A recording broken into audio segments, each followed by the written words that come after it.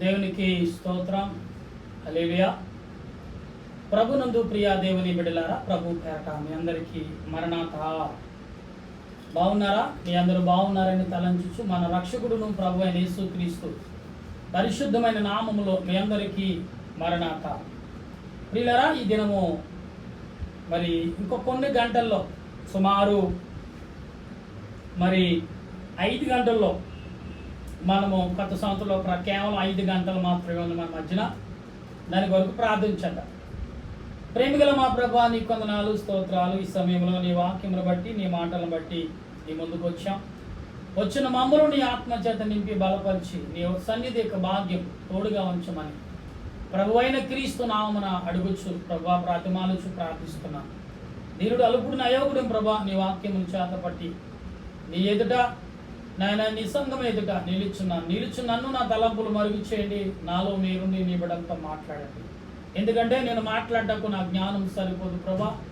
గనుక నాయన నన్ను నీ సిలువు చాటును మరుగుపరచండి. నా కంఠస్వరాన్ని బోరుగా వాడుకోమని క్రీస్తు ప్రభు నామమున అడుగుచున్నాను పరమ తండ్రి, ఆమేన్. దేవునికి సహాయము మనకు తోడుగా ఉండి ఏ నూతనమైన సంవత్సరంలో ప్రవేశింపబెట్టుకును గాక, ఆమేన్.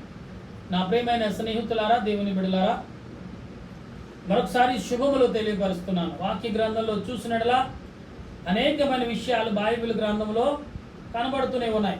అయితే కొన్ని విషయాలు మనం జ్ఞాపం చేసుకుంటే మన దేవుడని యెహోవా సెలవిచ్చిన ప్రతి మాట ఆత్మ సంబంధమైన మాట. చదువుదా కీర్తన గ్రంథం 1వ అధ్యాయం 1వ వచనంలో ఈ వచనాలు ఏం రాయబడ్డాయి మనకు చదువుదా. ఈ లోకంలో ఇంతవరకు జీవించాం, జీవితం వేరు, కానీ ఇక్కడ ఈ జీవితానికి కొంత మార్గము ఈ వచనం మనకు చూపిస్తుంది. దాన్ని బట్టి మాట్లాడదాం. చదవమ్మా. దుష్టుల ఆలోచన చొప్పున నడవక, పాపుల మార్గము నిలవక, అపహాసులు కూర్చున్న చోట కూర్చుండగా యెహోవా ధర్మశాస్త్రమందు ఆనందించుచు దివారాత్రములు దానిని ధ్యానించువాడు ధన్యుడు. అతడు నీటి కాలువ యారను నాటబడినదై ఆకువాడక తమ ఫలమందు తన కాలమందు ఫలమిచ్చు చెట్టు వలె ఉండును. అతడు చేయనిదంతయు సఫలమగును. దుష్టులు అలాగు ఉండక గాలు చెదరగొట్టు కొట్టు వలె ఉందురు.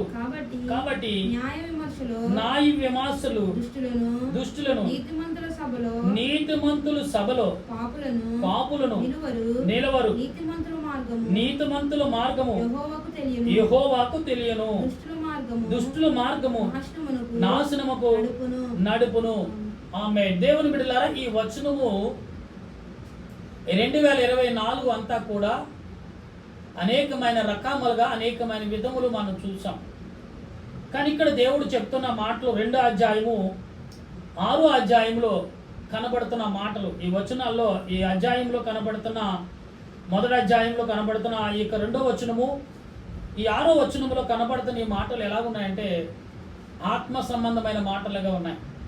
యెహోవా ధర్మశాస్త్రమును ధ్యానం చేసేవాడు, దాన్ని గ్రహించినవాడు. అంటే ఈ 2024లో మనం చేసి ఉండకపోవచ్చు. కానీ ఇక్కడ యేసు ప్రభు అంటున్నాడు. 2వ వచనం కింద చదువమ్మా. మొదటిది 2వ వచనం. యెహోవా ధర్మశాస్త్రమందు ఆనందించుచు దివారాత్రములు దానిని ధ్యానించువాడు ధన్యుడు. దేవునికి స్తుతి. యెహోవా ధర్మశాస్త్రము ధ్యానం చేసుండవో చేసలేవో నాకు తెలియదు, కానీ ఇప్పుడు నువ్వు అనుకున్నట్టు జరగాలి, నువ్వు అనుకున్నది నెరవేరాలి. నీ పిల్లల ఎడల, నీ కుటుంబం ఎడల, నీ సమాజం ఎడల, నీ చూచుచున్న ప్రతిదీ కూడా సక్సెస్ఫుల్ అవ్వాలంటే ఈ వచనాన్ని నువ్వు పాటించాలి. ఆ లైన్ను 2వ లైన్ ఏదైతే ఉందో అది పాటించాలి. 6వ లైన్ చదువమ్మా. నీతిమంతు మార్గము యెహోవాకు. అంటే నీవు నడిచినప్పుడు నువ్వు నీతిమంతుడిగా ఉంటావు. దేవుని వాక్యమును, దేవుని యొక్క జ్ఞానమును, దేవుని యొక్క తలంపులు నువ్వు కలిగి నీడు జీవించున్నట్టు దేవుని తలంపులు కలిగి ఉంటేనా ఇది జరుగుతుందంటే కాదని. నీతిమంతుడిగా, నీతిమంతుల మార్గము యెహోవాకు తెలియను అన్నాడు ఇక్కడ. అంటే నీతిమంతుడిగా నువ్వు ఎలా జీవిస్తున్నావో, ఎలా బ్రతుకుతున్నావో, ఎలా జీవిస్తున్నావో అని చూస్తే కీర్తన గ్రంథం 2వ అధ్యాయము 1వ వచనం చదువమ్మా. అన్యజనులు ఎలా అల్లరి రేపుచున్నారు, జనములు ఎలా వ్యర్థమైన దానిని తలంచుచున్న. చూసారా, ఇక్కడ అన్యుల విషయంలో, జనాల విషయంలో దేవుడు మాట్లాడి ఈ లోకములో ఈ రెండు ఉన్నాయి. అనుకున్న జనములు అన్యులు కూడా ఉన్నారు. కానీ వీళ్ళు హేళన చేస్తూ గోళ చేస్తున్నారు. వీరి మధ్యన దేవుడు నేను నివసింపజేశాడంటే ఖచ్చితంగా దేవుడు నీ పట్ల ఏదో చేయబోతున్నాడు. ఎందుకంటే నువ్వు ధర్మశాస్త్రము లోబడి దానిని అనుసరించున్నావు. అందుకే నీ యొక్క ఆలోచన క్రియలు దేవునికి తెలుస్తున్నప్పుడు ఇవి రెండు ఏదైతే మనం చదువుకున్న 2వ వచనంలో అవి నీ యొద్దకు రావు. జనములు అన్యులు అల్లరి చేసినా కానీ నీ యొద్దకు రానకుండా దేవుడు కాపాడతాడు. ఎందుకంటే ఆయన ధర్మశాస్త్రమునకు లోబడి బ్రతుకుతున్నావు కాబట్టి. 2024లో అలా చేయలేదు, కానీ 2025లో కానీ అలా చేస్తే ఆయన కృప నీకు తోడనిది. అందులో 2వ అధ్యాయంలోనే 8వ వచనం చదువమ్మా.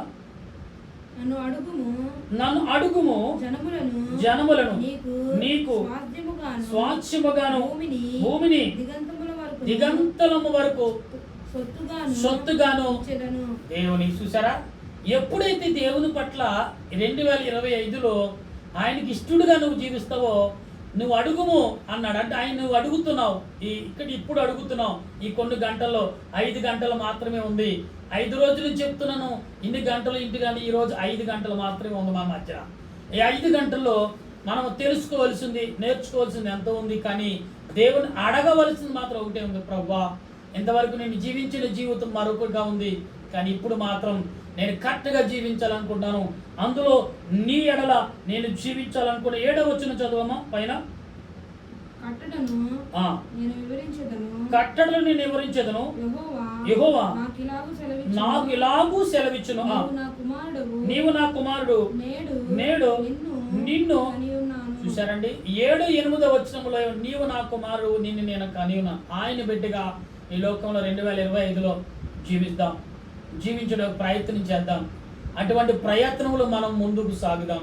అటువంటి ప్రయత్నంలో సాగటం వలన ఆత్మ సంబంధమైన తలంపులు నీకు కలుగుతున్నాయి ప్రియులరా. అందులోనే కీర్తన గ్రంథం 3వ అధ్యాయం 1వ వచనం చదువుతాలి. యెహోవా మరి చదువుమా. యెహోవా నన్ను బాధించేవారు అమ్మా ఎంతో విస్తరించి ఉన్నారు. అంటే యెహోవా నేను బాధించేవారు ఎంతో ఇస్తాను. ఈ కళ్ళ ముందు చాలా మంది బలపడి ఉండొచ్చు, కానీ ఇక్కడ 3వ వచనం చెప్తున్నాడు. 3వ వచనం చదువు. 3:3 యెహోవా నీవే నాకు కేడుముగాను, నీవే నాకు అతిస్పదముగాను, నా తల ఎత్తు వాడువు ఉన్నావు. చూసారా, చక్క 4వ వచనం కూడా చదువు.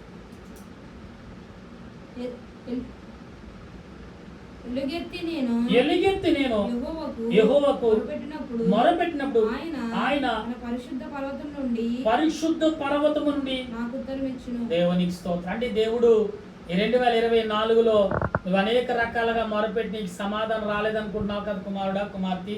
కానీ ఇప్పుడు మాత్రం యేసు ప్రభు నీకు సమాధానం ఇవ్వటం రెడీ ఉన్నాడు. ఆయనకి ఎలుగెత్తి ఏడుస్తున్నావు, కన్నీరు కార్చావు, ప్రార్థన చేసావు, విజ్ఞాపన చేసావు, అనేక రకాలుగా మొరపెట్టావు కుమారుడా, కుమార్తె. కానీ ఇప్పుడు మాత్రం సమాధానం ఇస్తానంటే 4వ వచనం మొదటి చదువు ఒకసారి. 4:1 కీర్తన. నా నీతికి ఆధారమగు దేవా నేను మొరపెట్టినప్పుడు చూసావా, ఈ 2024లో నీ నీతికి ఆధారం నువ్వనుకున్నావు, కానీ నీ మొర ఆలకించాడు. ఇప్పుడు ఉత్తరం ఇవ్వడానికి సిద్ధంగా, అంటే జవాబు ఇవ్వడానికి సిద్ధంగా ఉన్నాడు ఆయన. అందులోనే 4:3 వచనం చదవమ్మా. నరులారా ఎంతకాలం నా గౌరవమును అవమానముగా మార్చెదరు. అంటే ఇక్కడ మనం ఇంతకాలం ఈ సంవత్సరంలో 5 గంటలు ఉన్నాయి కదా అన్నా, ఇంతకాలం మనం దేవునికి గౌరవము మర్యాద లేకుండా జీవించాము. ఒకసారి ఆయన గౌరవం ఇచ్చి మర్యాద ఇస్తే ఆయన ఏమంటాడు? 5వ వచనంలో ఉన్నది, కింద చదవమా. నీతియుక్తమైన బలులు అర్పించుచు యెహోవాను నమ్ముకొనుడి. అంటే ప్రేమతో విశ్వాసముతో ఆయన పట్ల నువ్వు ప్రేమ కలిగి ఉండాలి. ఈ దావీదు కీర్తన గ్రంథంలో చాలా స్పష్టంగా చెప్తున్నాడు. ఇక్కడేమన్నాడు? 5వ అధ్యాయము చూడండి 3వ వచనం చదవమ్మా. 5:3. ఎందుకంటే ఈ సంవత్సరానికి కావలసిన మాటలు కీర్తన గ్రంథంలో ఎలాగ మనం ఈ సంవత్సరం నుంచి మొదటి నూతనమైన సంవత్సరంలోకి ఎలా అమ్మా యెహోవా ఉదయమున అంటే యెహోవా ఉదయమున నా కంఠస్వరము నీకు వినపడును.